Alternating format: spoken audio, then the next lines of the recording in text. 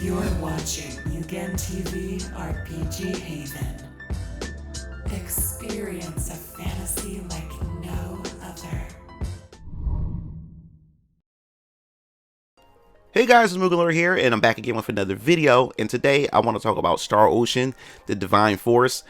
This was something that was unexpected by many people, but I was hoping and I was anticipating for another Star Ocean game, is because the last entry, which wasn't really that good at all, which was called Integrity and Faithlessness, which I've done a review for it, and you can check on the channel. Actually, I uploaded the review onto the channel, so you can definitely check that out. But that game was very, very disappointing, and you could tell it was a very low budget Star Ocean game that Square Enix maybe had gave the developers just chump change and just say, hey, put a game together and expect it to work.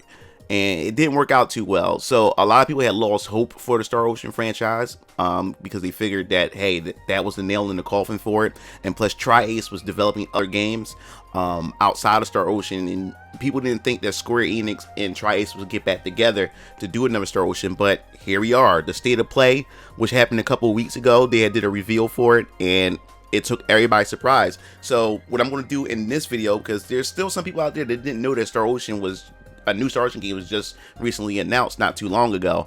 So what we're gonna do is we're gonna look at the trailer, and then I want to definitely give you my thoughts and what I think about Star Ocean, because if you guys don't know, Star Ocean is one of my favorite JRPGs franchises of all time, and I really enjoyed the Star Ocean series. Well, mainly definitely the second story, but we'll get into that in a bit. So let us dive right into it. Let's go check it out. We're gonna go check out the trailer. Here we go, full screen, and let's dive into it.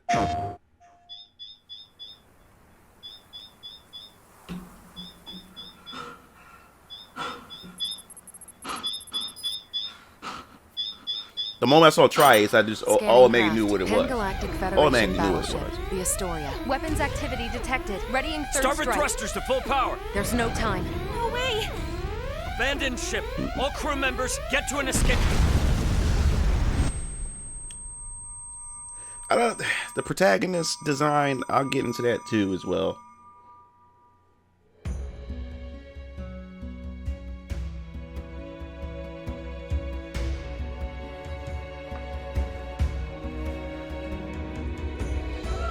Yeah, very open.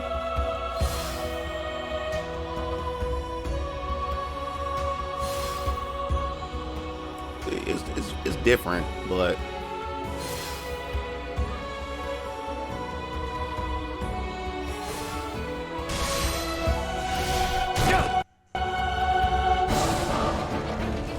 Are you quite all right? If it's help you're offering, then it's help I'm taking. it seems like everybody has the ability to fly around, so that makes sense for traversing. Damn near the full Federation fleet's moving in on us. Wish I could say we're good. But the Fed saw to it we aren't. The crew of the Aegis needs you. Good luck, Ray. She has a whiz. You don't really see that much in JRPGs. I am certain your journey Or into in the stars RPGs above in general. will bring hope to the future of this world, Your Highness. Spare me your self-righteousness. I shall be saved by mine own hands. If humanity should persist as it has, never will it find total freedom from sorrow. What hope do we hold should they descend upon us now? If you dare turn your back to this, I swear I'll destroy the Federation ship by ship until there's not a damn thing left! There's definitely a lot I want to say about this. Star Ocean: The Divine Force. So we definitely want to talk about this. It's coming to PS5, PS4, 2022. 2022 is going to be really, really busy. Like, definitely going to be a lot going on next year. I'm looking forward to it as a gamer. Hopefully you guys are too. So, all right. So what do I think about Star Ocean: The Divine Force? All right. Well, for starters, what can I say? All right, let's get to the trailer first. Now, my overall impressions when I first saw the trailer at the State of Play, me and my brother was watching a live stream, And when I saw the Tri-Ace logo, I automatically knew right from the start that no. And the Square Enix, when you see a combination of those two, it has to be a Star Ocean game. So I automatically knew it was a Star Ocean game. And then it goes straight into the characters themselves, the character design. Now, the thing is, if you look at the comment sections, because I was feeling this type of way too, because right now I'm happy for a new Star Ocean game. I think we need a new Star Ocean game. I love the series and all, but at the same time, I have like my feelings are like a mixed bag, and I can see a lot of Star Ocean fans as well in the comment section of the trailer that a lot of people felt really mixed about it, because as far as the trailers are concerned, and the game come out next year, so like I said, this could be an early trailer or early build, but as far as the presentation of the game, the frame rate was just horrible in the trailer. I don't know what's been going on with a lot of developers releasing these trailers recently, where they just not uploading it at the best quality as possible. It could be a bad upload. I don't know what it was, but the frame rate was just bad. Two, I don't know what's wrong with these newer Star Ocean games as far as the character designs. It seems like the character designs look like lifeless, soulless dolls in their face. It's like they really have no emotion. They have the big eyes, and it's like it don't emote any kinds of expression. And I don't know why they're so fixated and obsessed with this art style for this series. I just don't understand. I don't understand that at all. And then the main character, I don't really like his design. He's kind of looks generic to me. In a way, but that's just how the look of the game. Like I said, that can completely change, because like I said, it's an early on trailer and there's a lot they can improve upon. This could be just like a early build, and they just wanted to reveal to let everybody know a new Star Ocean is coming out. But as far as how it looks kind of rough around the edges, and it doesn't completely look like it kind of don't even like it looks like an early PS4 game as well. But we'll definitely get into that. Now, as far as the whole aesthetics and how it looks as far as Star Ocean is concerned, it seemed like Star Ocean is starting to stray away from what Star Ocean traditionally was. Like Star Ocean, the first two games, it did have that futuristic sci-fi, but it also had that classic medieval fantasy type setting to it and the feel to it. But it seemed like these more recent Star Ocean games, it seemed like they more into the sci-fi, to where now when you look at Star Ocean right now, it looks like Phantasy Star Online 2. It really does. It looks like Phantasy Star Online. And then when you look at the gameplay itself, the open world, which I think is pretty cool, but at the same time, it's like it's also mimicking games like Xenoblade Chronicles, like I said, I can talk about that all day. Xenoblade Chronicles is a really good game, and I wouldn't say it's a bad thing to mimic it, but that's what Xenoblade Chronicles does. So it look like a cross between Xenoblade Chronicles and also Phantasy Star Online. So it's kind of like Star Ocean is like it's having a little bit of a identity crisis in a sense, and I wish they take it back to formula to what it was like in Star Ocean 1 and Star Ocean 2 Second Story. It wasn't until Star Ocean till the end of time where it started going in more into that super sci-fi aesthetic.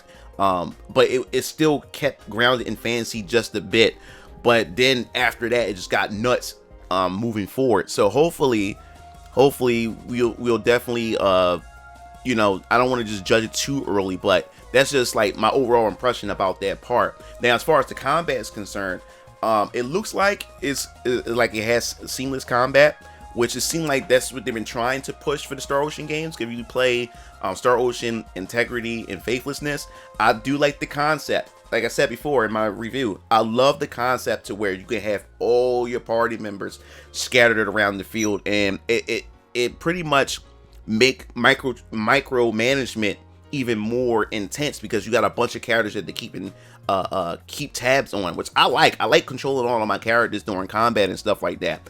And one thing about Star Ocean Integrity and Faithlessness is that you can pretty much, the battles are pretty much seamless. Like you can see the enemies on the stage, on the field, and then once you run into contact with them, a radius will open up to where this is where the field of combat is. And it seemed like they're expanding upon that even more with Star Ocean: The Divine Force, which I think is pretty cool, where you get into these encounters and then you get straight into the battle seamlessly, which I think is an approach that a lot of role-playing, action role-playing games should fully embrace.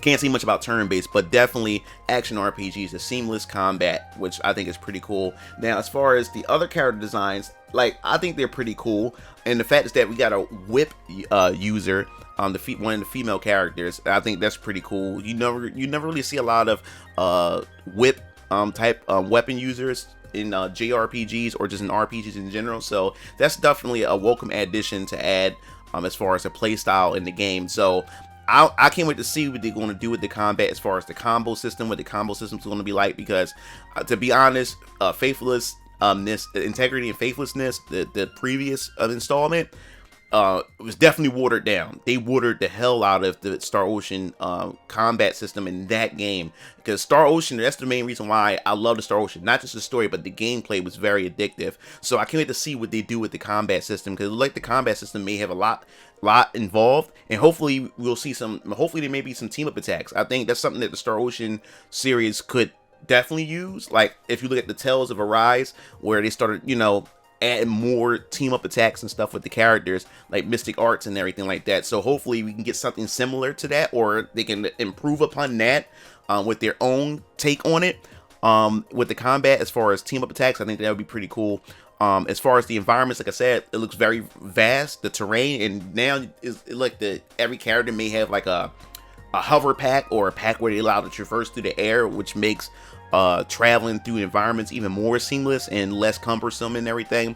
And also you can use that to travel and traverse through the towns and discover things on the rooftops, as they're shown in the gameplay as well. Now, as far as story, really have no idea what the story is definitely going to be about.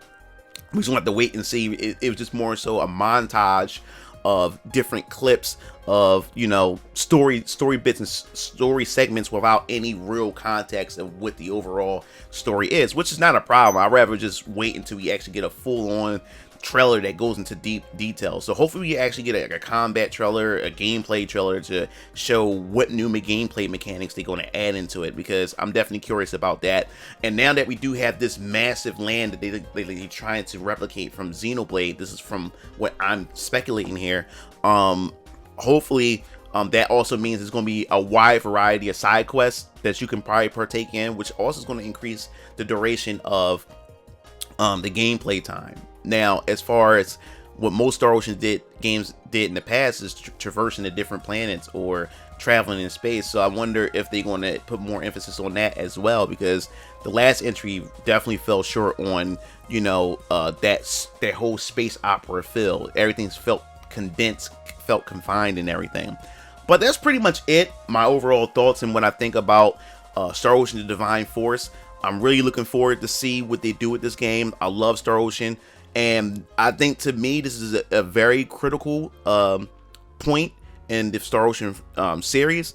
I believe if they don't get this right, this could very well be the end of the Star Ocean franchise. So hopefully they get this right.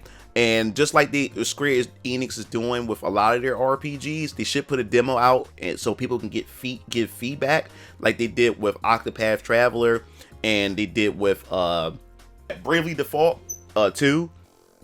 So hopefully, and Triangle Strategy. So hopefully they do something like that with Star Ocean, so they can get this right, because I don't want the Star Ocean franchise to die. They successfully was able to revive the Mana series. Let's see if they can do the same thing to Star Ocean. So definitely give me your thoughts and what you think about this Star Ocean: The Divine Force. And if you're a Star Ocean fan, definitely let me know which one was your favorite in the entry. And if you liked the video, hit the like button, and definitely hit the subscribe and hit that bell to be notified for more content related to Square Enix and Star Ocean and other games. This is Mugen Lord signing off. I'll see you Game Fiends later. Peace out.